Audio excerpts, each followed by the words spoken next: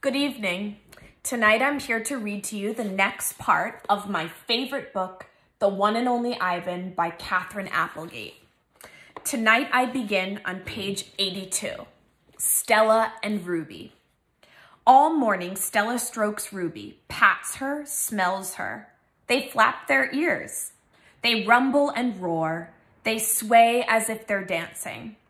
Ruby clings to Stella's tail. She slips under Stella's belly. Sometimes they just lean into each other, their trunks twirled together like jungle vines. Stella looks so happy. It's more fun to watch than any nature show I've ever seen on TV. Home of the one and only Ivan. George and Mac are out by the highway. I can see them through one of my windows. They are next to each other on tall wooden ladders, leaning against the billboard that tells the cars to stop and visit the one and only Ivan, mighty silverback. George has a bucket and a long-handled broom. Mac has pieces of paper. He slaps one against the billboard. George dips the broom into the bucket. He wets the paper with the liquid from the bucket, and somehow the paper stays in place. They put up many pieces before they are done. When they climb down from the ladders, I see that they've added a picture of a little elephant to the billboard. The elephant has a lopsided smile. She is wearing a red hat and her tail curls like a pig's. She doesn't look like Ruby. She doesn't even look like an elephant. I've only known Ruby one day, and I could have drawn her better. Art lesson. Ruby asks a lot of questions. She says, "Ivan, why is your tummy so big?" And, "Have you ever seen a green giraffe?"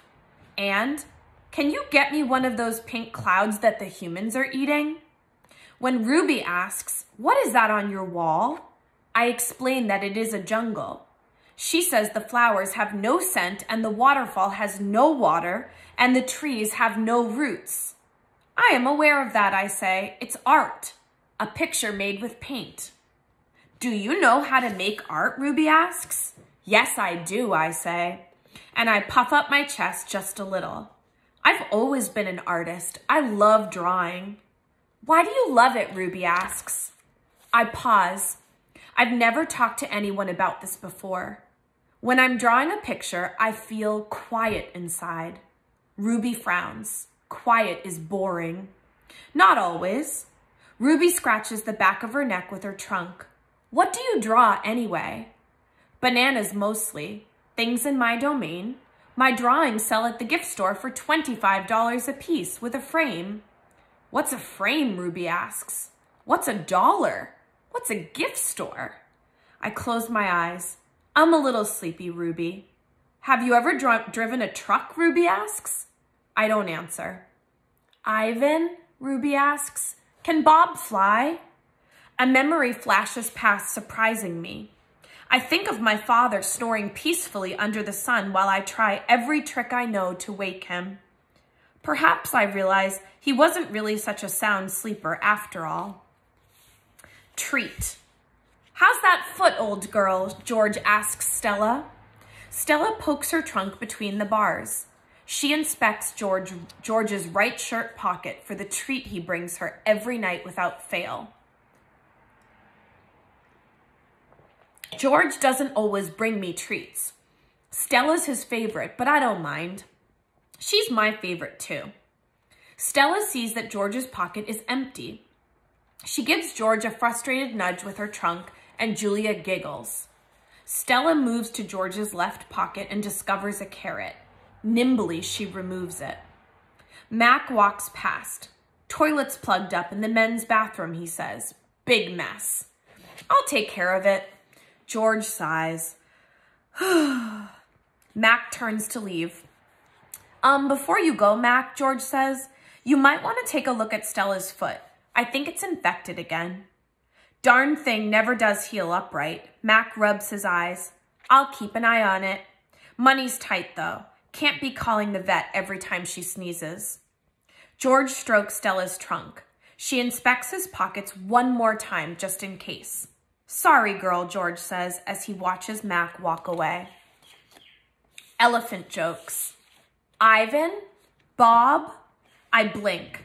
The dawn sky is a smudge of gray flecked with pink, like a picture drawn with 2 crayons. I can just make out Ruby in the shadows, waving hello with her trunk. Are you awake? Ruby asks. We are now, says Bob. Aunt Stella is still asleep, and I don't want to wake her because she said her foot was hurting, but I'm really, Ruby pauses for a breath, really bored. Bob opens one eye. You know what I do when I'm bored? What? Ruby asks eagerly. Bob closes his eye. I sleep. It's a little early, Ruby, I say. I'm used to getting up early. Ruby wraps her trunk around one of the bars on her door.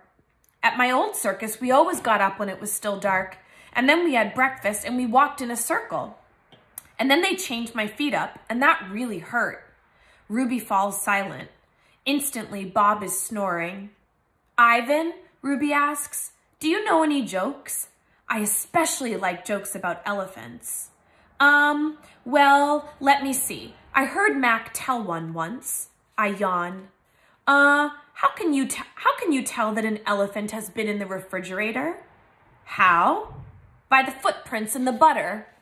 Ruby doesn't react. I sit up on my elbows, trying not to disturb Bob. Get it? What's a refrigerator? Ruby asks. It's a human thing, a cold box with a door. They put food inside.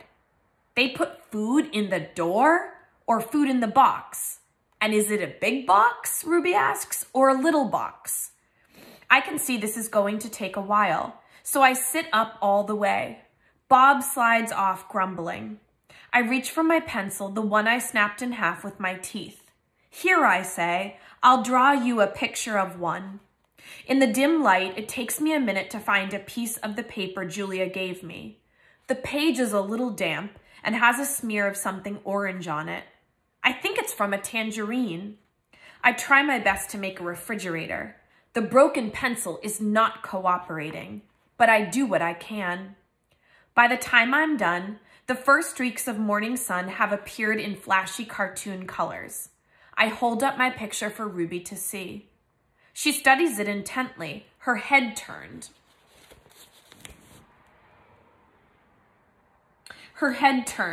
So that one black eye is trained on my drawing. Wow, you made that? Is this the thing you were telling me about before, art? Sure is. I can draw all kinds of things. I'm especially good at fruit. Could you draw a banana right now, Ruby asks. Absolutely. I turn the paper over and sketch. Wow, Ruby says again in an odd voice when I hold up the page. It looks good enough to eat. She makes a happy lilting sound, an elephant laugh. It's like the song of a bird I recall from long ago, a tiny yellow bird with a voice like dancing water.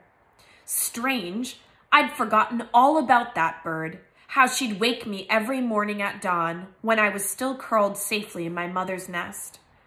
It's a good feeling making Ruby laugh. So I draw another picture and another along the edges of the paper. An orange, a candy bar, a carrot. What are you two up to? Stella asks, moaning as she tries to move her sore foot. How are you this morning? I ask. Just feeling my age, Stella says. I'm fine. Ivan is making me pictures, Ruby says, and he told me a joke. I really like Ivan, Aunt Stella. Stella winks at me. Me too, she says. Ivan, want to hear my favorite joke? Ruby asks. I heard it from Maggie. She was one of the giraffes in my old circus. Sure, I say. It goes like this. Ruby clears her throat. What do elephants have that nothing else has? Trunks, I think, but I don't answer because I don't want to ruin Ruby's fun. I don't know, Ruby, I reply. What do elephants have that nothing else has? Baby elephants, Ruby says. Good one, Ruby, I say, watching Stella stroke Ruby's back with her trunk. Good one, Stella says softly. And I end off here on page 96. See you next time.